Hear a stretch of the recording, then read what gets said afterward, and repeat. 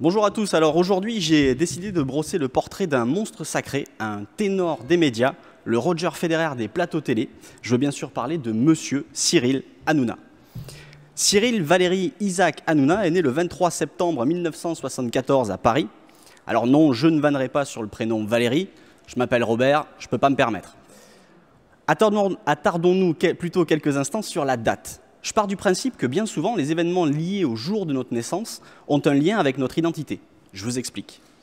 Prenons Shakira, en exemple, évidemment. Elle est née un 2 février. Et ce jour correspond à la journée internationale des zones humides. Vous voyez, il n'y a pas de hasard. Alors bien sûr, c'est qu'une théorie, hein, surtout en sachant que le 2 février est également la date d'anniversaire de Christiane Taubira.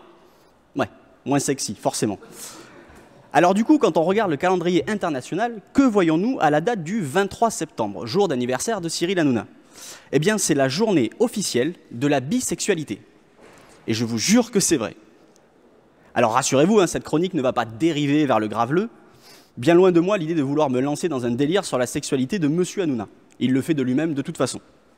Je dirais juste que la bisexualité, littéralement, c'est aimer les hommes et les femmes. Et je trouve que cette définition lui correspond tout à fait. Il aime tout le monde, Cyril, c'est vrai. Alors, autre chose m'a interpellé par rapport à cette date du 23 septembre. Chaque année, le 23 septembre est le jour où il y a le plus de naissances en France. Et dans pas mal de pays d'ailleurs. Et pourquoi, vous demandez-vous? Pourquoi? Je vais vous le dire. Eh bien, selon les chercheurs et les statisticiens, les enfants qui naissent à cette date ont, pour la plus grande majorité, été conçus le soir du réveillon du 31 décembre. Évidemment, après la fête et l'alcool, avec modération bien entendu, madame oublie sa pilule, ou monsieur enfile pas bien son préservatif, ou encore fait une erreur de marche arrière. Si, ça arrive. La preuve, je suis le résultat d'une marche arrière ratée.